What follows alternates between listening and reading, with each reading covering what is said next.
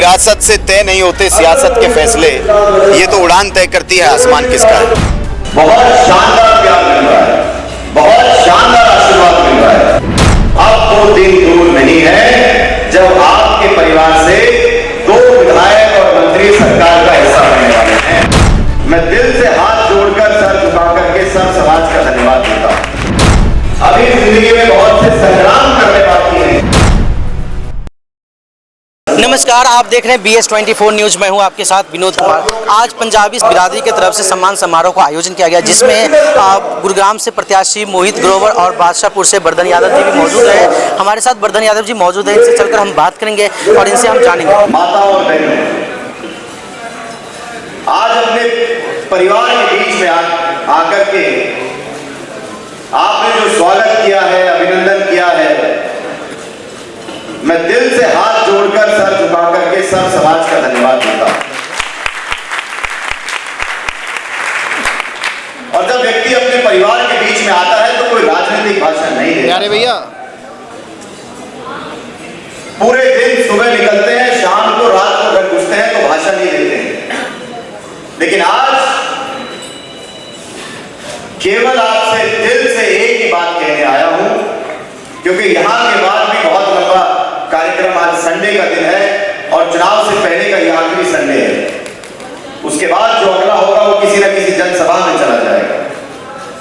तो आज का दिन बहुत महत्वपूर्ण दिन है और मुझे लगता है कि गुड़गांव की राजनीति के इतिहास में, और केवल गुड़गांव ही नहीं, हरियाणा की राजनीति के इतिहास में आज का ये कार्यक्रम मील का पत्थर साबित होने जा रहा है। क्योंकि जो पहल आज आपने की है, जो पहल आज व्यापारी समाज ने की है, गुड़गांव की 36 बिरादरी को जो आपने एक मंच पर एकत्रित किया है, मुझे यकीन है कि जिस उद्देश्य के साथ आज हम यहां पर आए हैं, जिस उद्देश्य के साथ आपने इस कार्यक्रम की नींव रखी है, अब वो दिन दूर नहीं है जब आपके परिवार से 2 विधायक और मंत्री सरकार का हिस्सा बनने वाले हैं। श्री राहुल गांधी जी ने, श्री दीपेंद्र हुड्डा जी ने मौका दिया है, ये अवसर दिया है कि वो 2 विधानसभा जिनमें कांग्रेस पार्टी का मत प्रतिशत पूरे हरियाणा में सबसे कम रहा था, उन दोनों विधानसभाओं की जिम्मेदारी 2 नौजवान के कंधों पर आज भाई दीपेंद्र हुड्डा जी ने दी। तो आपसे बहुत उम्मीदें हैं, आपसे बहुत अपेक्षाएं हैं, और शायद ऐसा अवसर जीवन में ना तो आपको मिलेगा ना हम दोनों को मिलेगा। बड़ी बड़ी राष्ट्रीय पार्टियां जीवन में एक आध बार ही चुनाव लड़ने का मौका देती हैं। अभी आपको तय करना है कि वो व्यक्ति जिनकी राजनीतिक शुरुआत हो रही है, मुकेश शर्मा जी को मैं सुन रहा था जब रास्ते से आया, हमारे बहुत सीनियर नेता हैं, कह रहे थे कि मंत्री जी को हराने का काम इस बार ये करेंगे। आदरणीय पंडित जी, कोई व्यक्ति या कोई पार्टी किसी को नहीं हरा सकती, ये तो जनता है जो तय करती है जब सत्ता परिवर्तन होता है। तो ये आपके हाथ में, और परिणाम भी उसके आने शुरू हो चुके हैं। भाई गुड़गांव का तो पता नहीं, पर हमारे वाले ने तो ये कहना शुरू कर दिया कि मेरा आखिरी चुनाव है, और साथ मेरा तो ये पहला ही चुनाव है। तो जो व्यक्ति ये कह रहा हो सार्वजनिक मंच से कि मेरा ये आखिरी चुनाव है, तो उसको क्यों 5 साल का भी इंतजार करवाना है? वो 5 साल बाद रिटायर होना चाहते हैं, उनको आज ही रिटायर कर दो ना।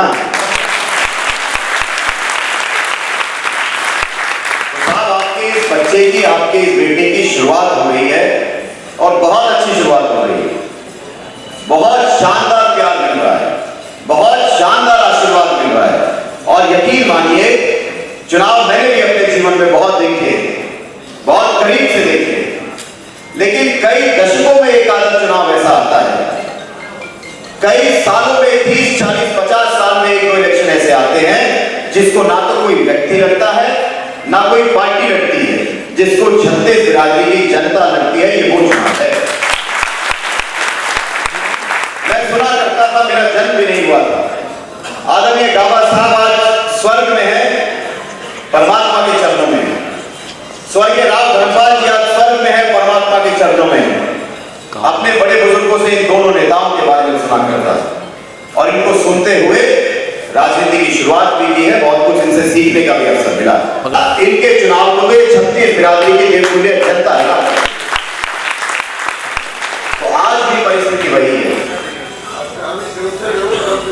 झोली फैलाकर आपसे भीख मांगने आया हूं